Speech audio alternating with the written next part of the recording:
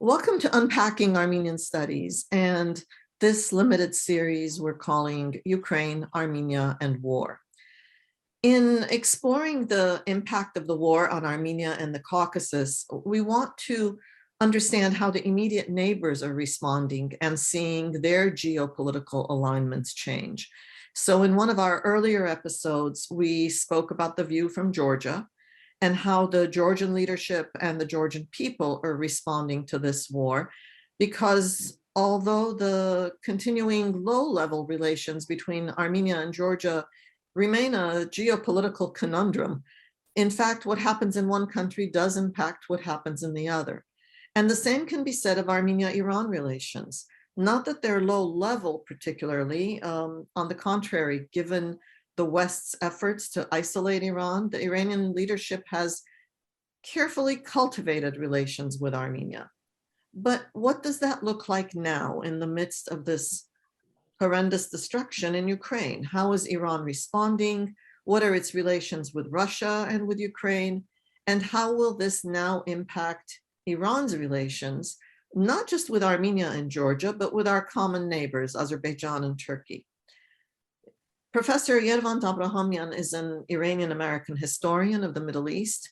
He is Distinguished Professor of History at Baruch College and the Graduate Center of the City University of New York. And he is widely regarded as one of the leading historians of modern Iran. We're lucky to be able to call on him from time to time to help us understand the complexities and nuances of Iran's policies. Professor Abrahamian, welcome. Thank you, Salpi. Thank you for having me. With pleasure. And I'm going to ask you to do the impossible with about 30 minutes. I'd like to talk, of course, about the overarching question of how this invasion of Ukraine has implications for Iran. And I'd like to divide our conversation into parts so that we can speak about Iran's possible rethinking of relations with each of its and our neighbors. And of course, the beginning and the end of this conversation has to do probably with the world turning now to try to benefit from Iran's oil supplies, given, of course, the reduction in oil supplies from Russia.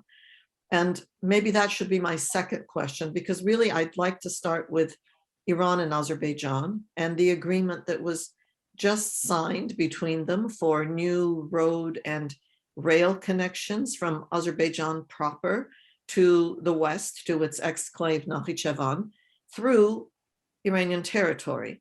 And is this something that was accelerated because of the war in Ukraine?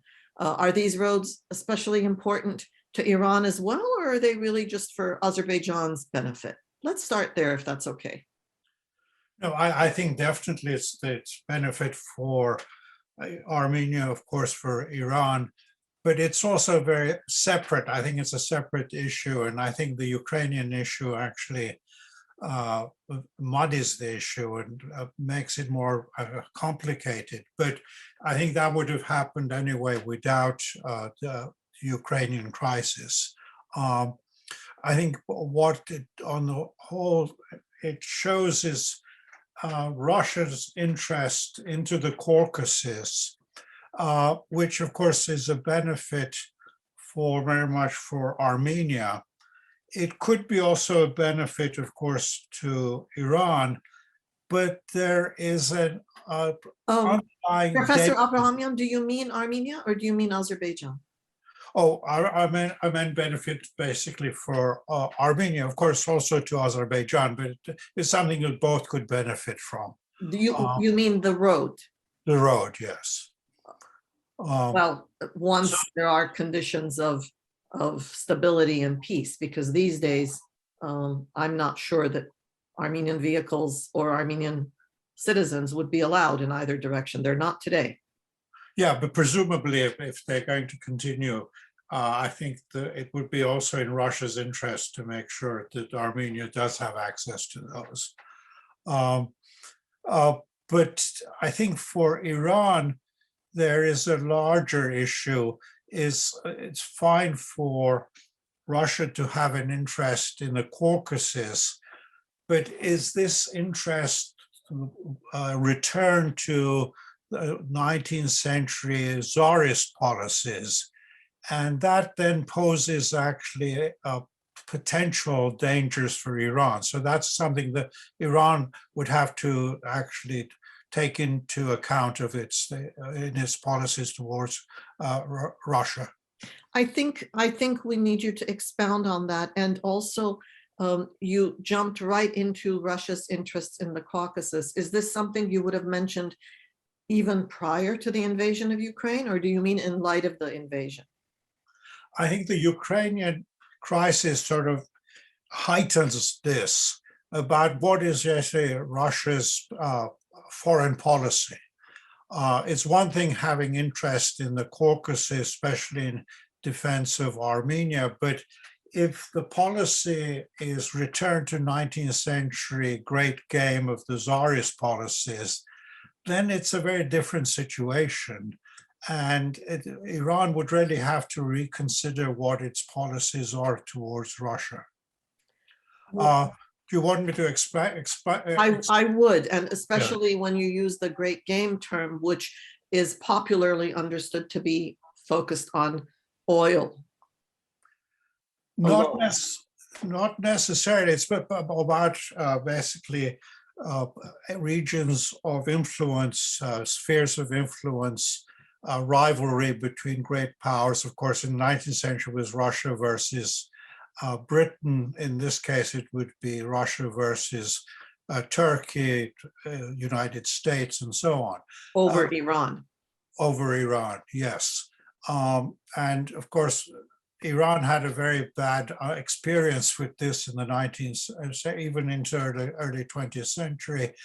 And it's something anyone in Iran would be very cautious about, Russian influence, increasing influence in the region. Of course, if it's limited to, let's say, Azerbaijan, Armenia, Georgia, it's something else. But if there is larger appetite for Russian influence, then that would be at the expense of Iran, of course. Are you using the word influence politely, or do you really mean influence? And is that aggravated by what Russia has demonstrated as being, for sovereignty being perhaps meaningless now in the 21st century when you're dealing with a nuclear power on the other side?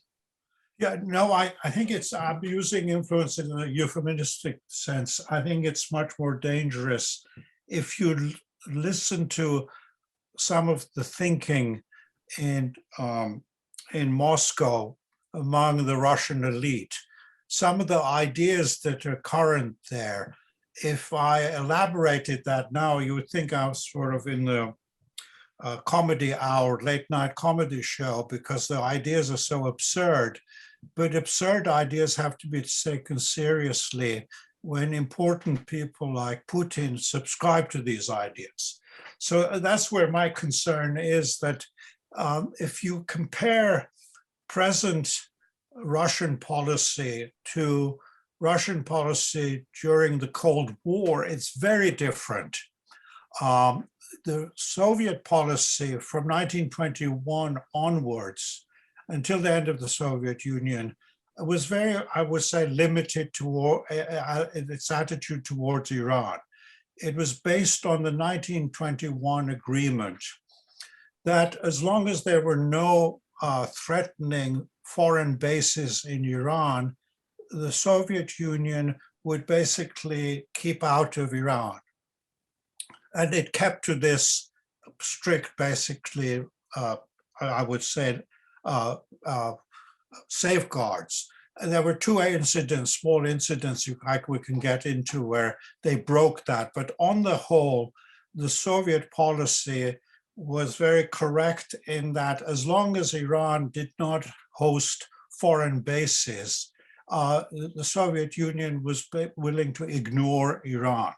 At some points, in fact, the Shah complained that Stalin was ignoring Iran. He should take more interest in Iran. So I know the conventional wisdom was that the Soviet Union was a great bear, always with a big appetite to gobble up Iran. But in fact, from 1921 onwards, they had a very consistent policy of keeping out of Iran as long as there were no foreign threats there. Which essentially is what it portended to be saying when it came to Ukraine, at least at the very beginning. Yes, but in Iran, of course, it didn't, there were, like the Shah. The Shah was as pro-American as anyone could be. He bought massive amount of arms.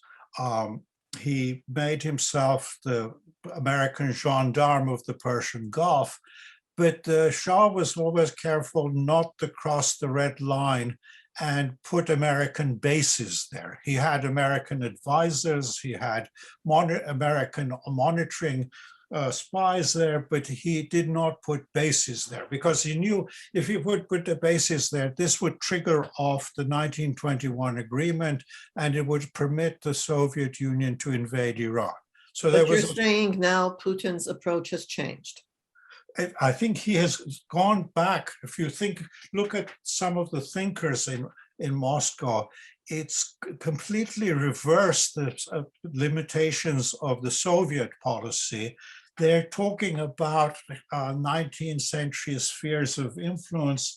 They're talking about the Russian heartland, and the Russian heartland includes not only much of the Slavic areas of Russia, they have maps that actually covers part of Iran. So if I was the supreme leader of Iran in Tehran, you look at these maps and Tehran is included in the Russian heartland, it would make me very uncomfortable.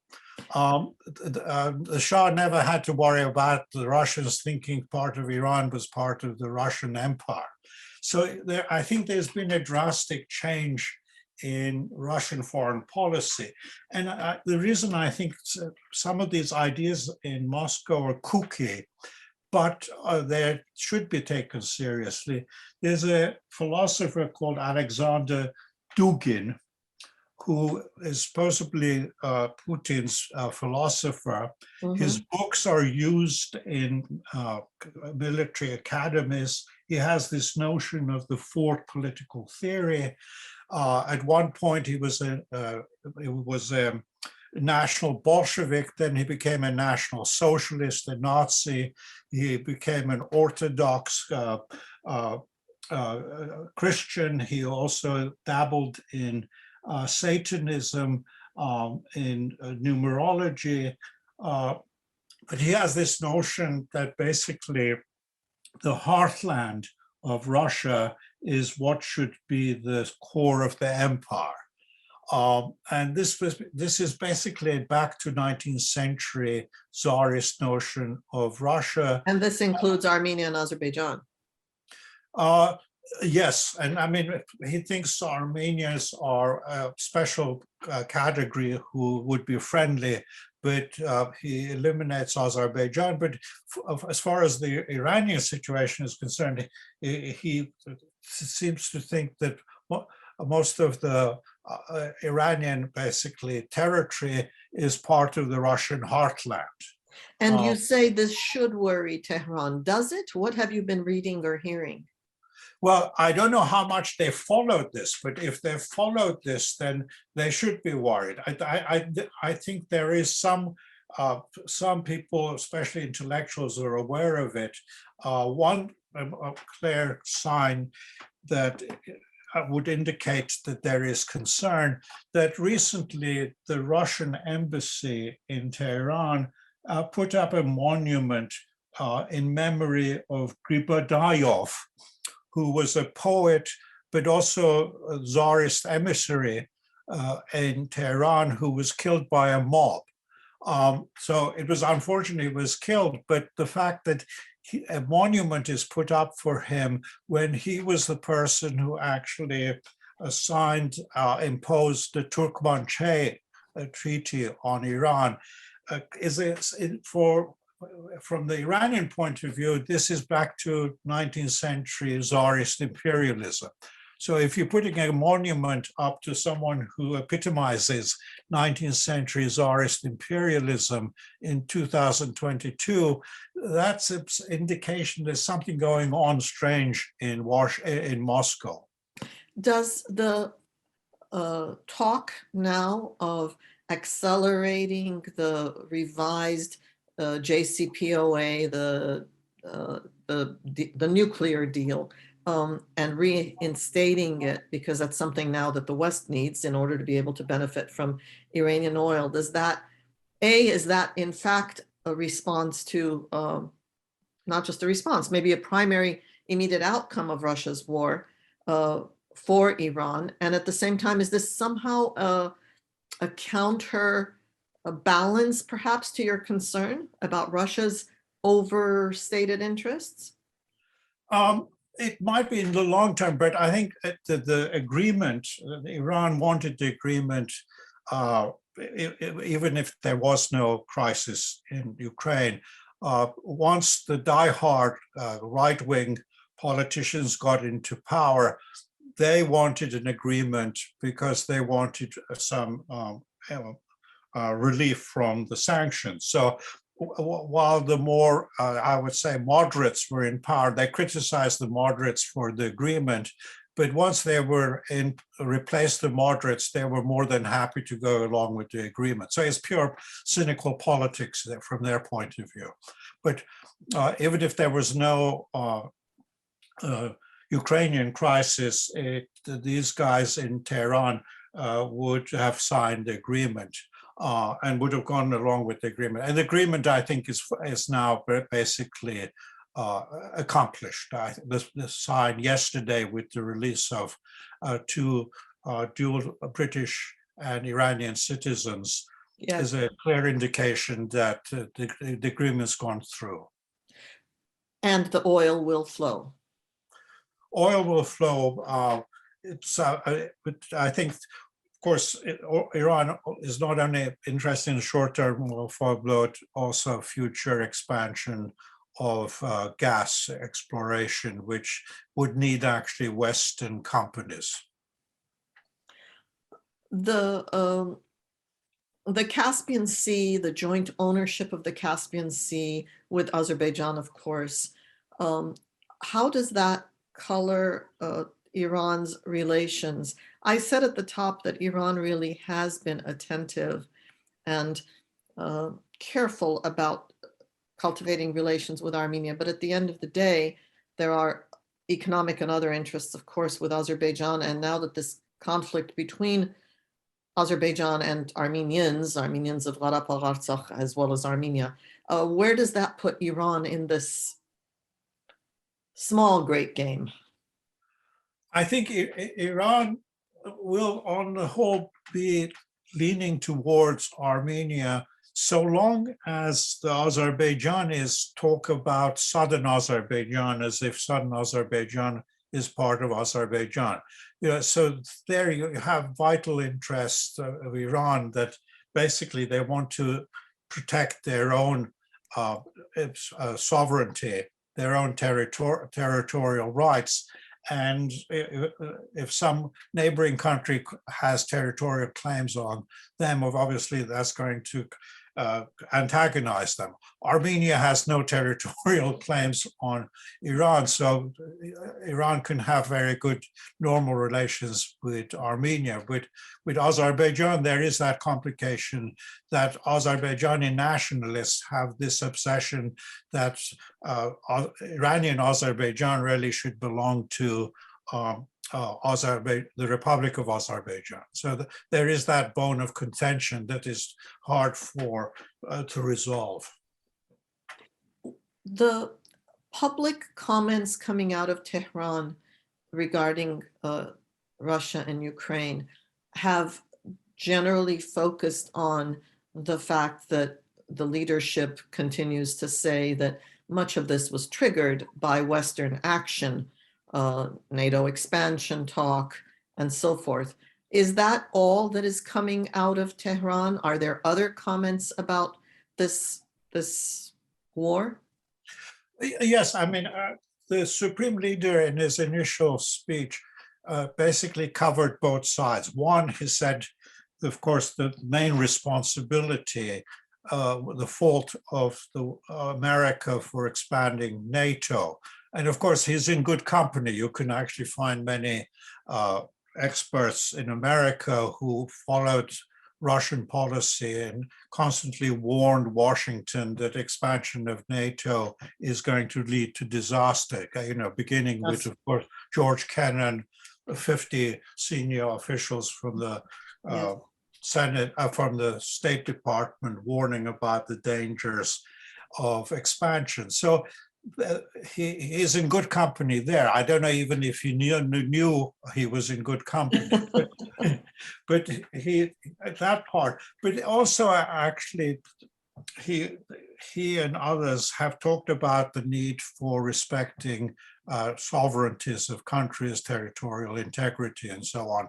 So there is always that concern if you have one important country invading another country, it could set a bad precedent.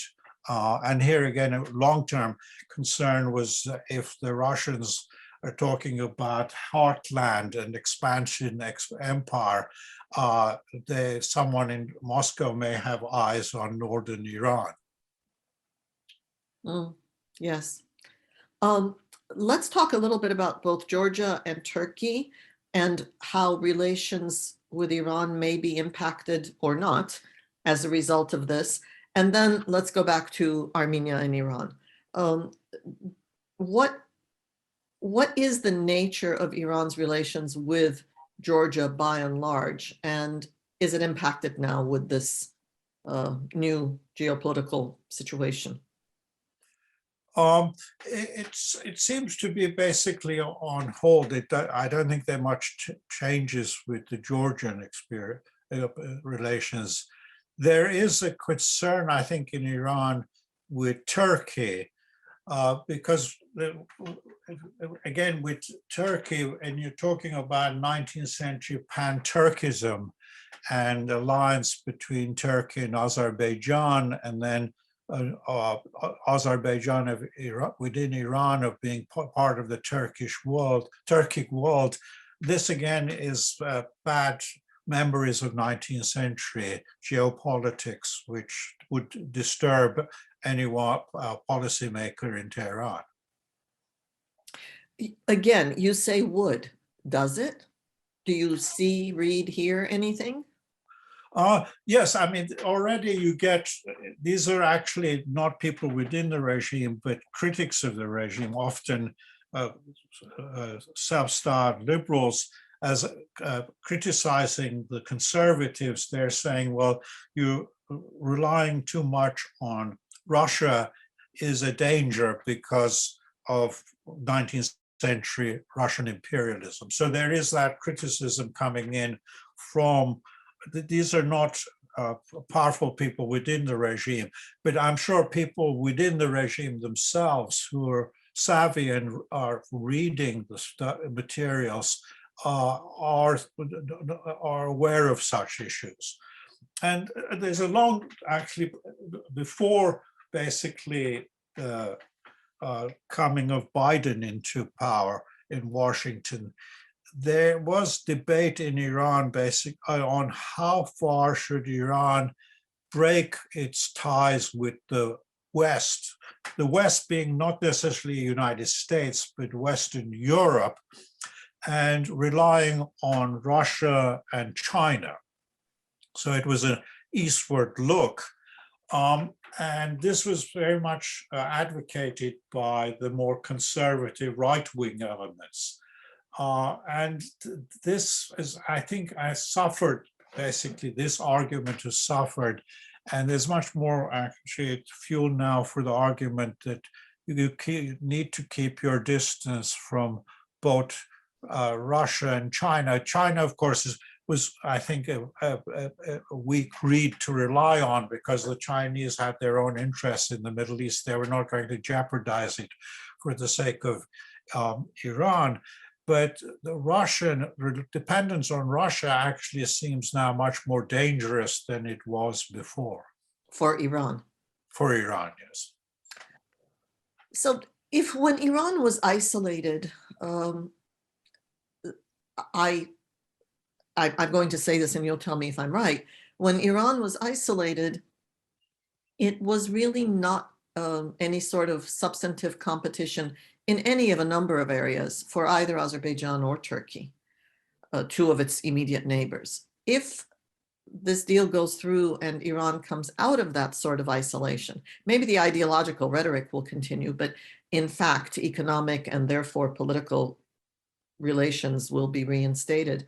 What does that mean for Azerbaijan, for Turkey, and then, of course, for Armenia?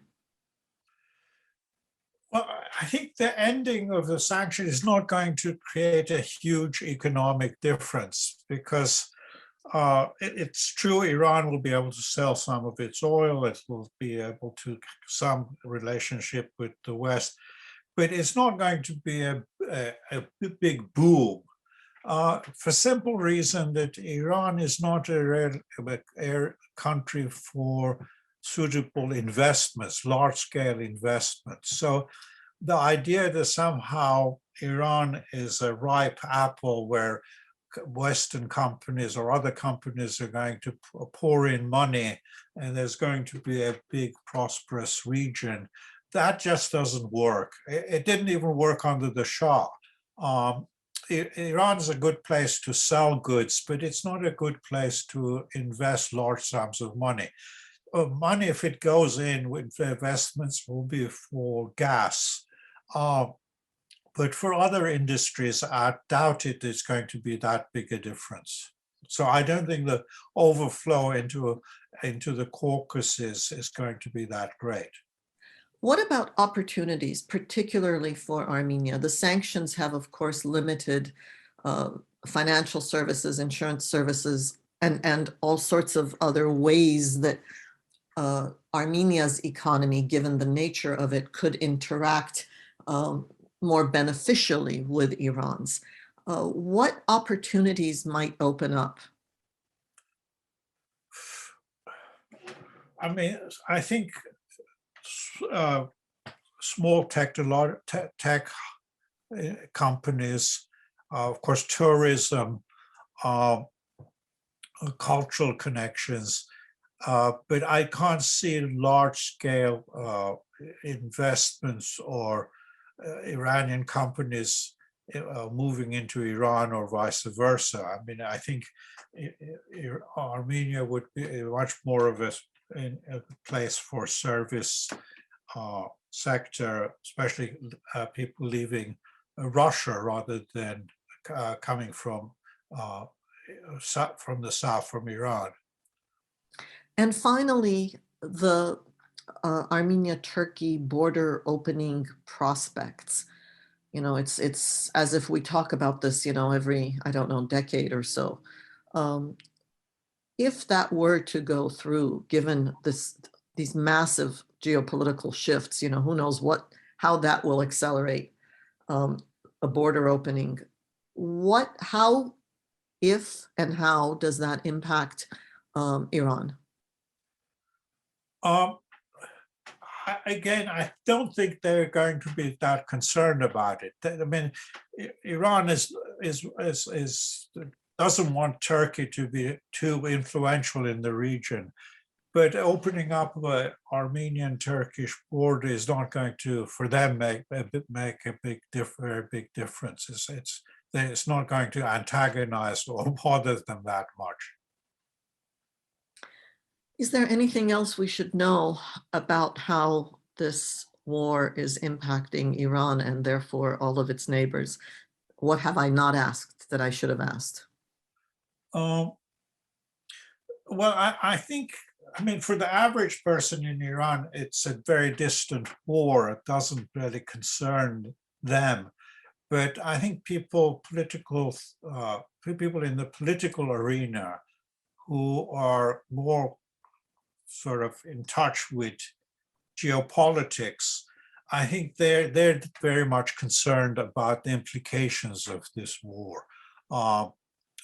Clearly, from their point of view, Putin made a drastic blunder in initiating this war, but also from their point of view, America made also drastic errors in creating the situation by expanding NATO into the region. So it's something, again, it shows that a small country like Iran is really often the victim of policies that are made outside their own elite, and those policies, even if they're drastic blunders, can have drastic consequences for a country like Iran. And of course, the history of 19th, 20th century has been a sad sequence of such drastic mistakes being made.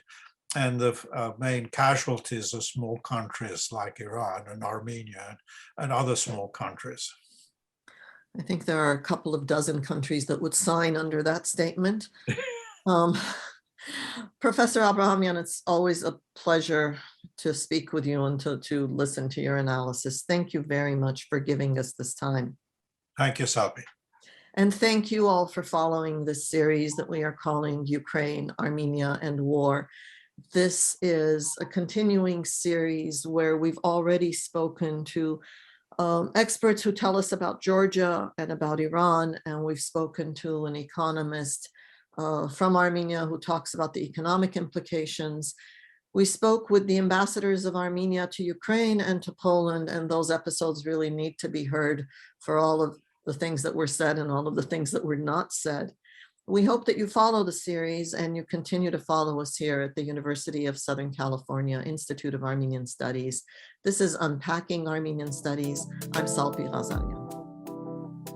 You've been listening to Unpacking Armenian Studies, a podcast series on the Institute of Armenian Studies channel. This episode has been produced by Sadin Habesyan. Music by Josue Gonzalez. For more from the USC Institute of Armenian Studies, go to the Institute's YouTube channel to hear dozens of talks by scholars from all over the world. You can reach the Institute at armenian@usc.edu and follow the Institute on Facebook, Twitter, and Instagram. This podcast has been recorded at the University of Southern California, Dornsife College of Letters, Arts, and Sciences.